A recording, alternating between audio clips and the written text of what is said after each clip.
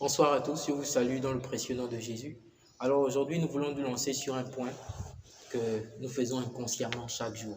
C'est l'orgueil face au Seigneur. Nous exprimons tout le temps l'orgueil face au Seigneur. Nous demandons pardon parce qu'en fait, nous avons exprimé l'orgueil là et la rancune envers quelqu'un. Mais nous ignorons une chose, que nous manifestons l'orgueil face au Seigneur tous les jours. Voici pourquoi je nous invite dans un premier temps à lire Jacques 4 à partir du verset 13. Il est écrit: à vous maintenant qui dites, aujourd'hui ou demain nous irons dans telle ville, nous y passerons une année, nous trafiquerons, nous gagnerons. Vous qui ne savez pas ce qui arrivera demain, car qu'est-ce que votre vie? Vous êtes une vapeur qui paraît pour un peu de temps et qui ensuite disparaît. Verset 15. Vous devriez dire au contraire, si Dieu le veut, nous vivrons et nous ferons ceci ou cela. Nous manifestons l'orgueil tous les jours. Comment? Parce qu'en fait, nous pensons avoir créé notre vie nous-mêmes. Nous pensons être les managers, les leaders de notre vie, comme si en fait on était à la création de notre propre vie. La vie que nous avons, nous l'avons reçue du Créateur. Et si nous l'avons reçue du Créateur, nous avons quelle force pour pouvoir faire des programmes chaque jour? On se lève, on dit déjà que voici mon programme d'après-demain, voici mon programme du jour, voici mon programme de la semaine prochaine, voici dans 2 ans, voici la femme que je veux épouser, voici qui nous a demandé de le faire. Pensez-vous que Dieu nous a créés et puis il nous a mis comme ça que organisez votre programme, organisez votre vie, il est le maître de cette vie. C'est à lui qu'on doit remettre cette vie.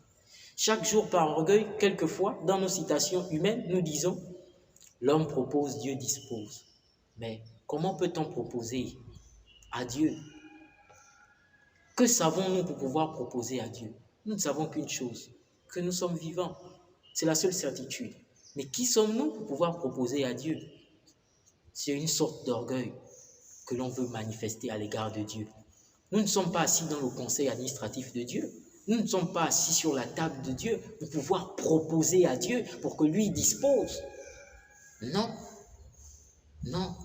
Nous ne savons même pas ce qui est meilleur pour nous. Nous ne connaissons même pas le désir de nos cœurs. Mais nous voulons proposer à Dieu.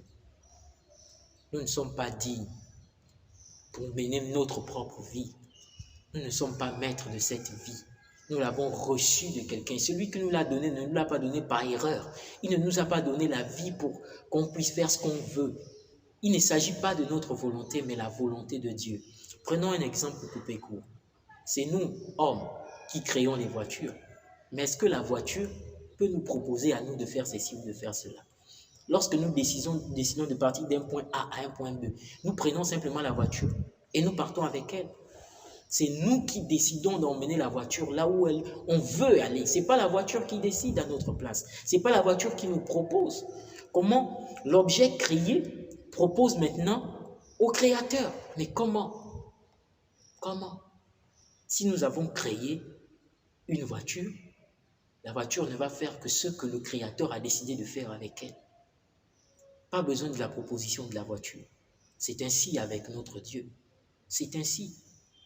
Vous avez créé une télé et la télé ne peut qu'obéir par rapport à toutes les informations, à tout le système d'information, tout le système que vous avez mis dans la télé ne peut qu'obéir.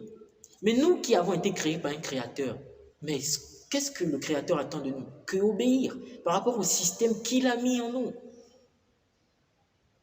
Cessons de manifester l'orgueil, comme si on connaissait tout. Nous ne savons rien. Nous sommes certains d'une chose, c'est que là, en ce moment, mon cœur bat, je vis. Et si je vis, c'est que je dois faire ce que le Créateur a intégré dans la vie qu'il a mise en moi.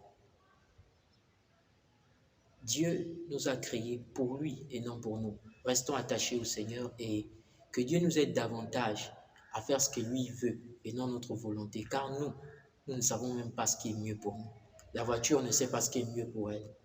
Le téléphone portable que nous avons créé ne sait même pas ce qui est mieux pour lui. C'est nous qui décidons du téléphone. Ce n'est pas le téléphone qui nous propose. C'est nous. Ainsi, soyons avec notre Dieu. Que Dieu bénisse sa parole et nous aide davantage à l'aimer. Amen.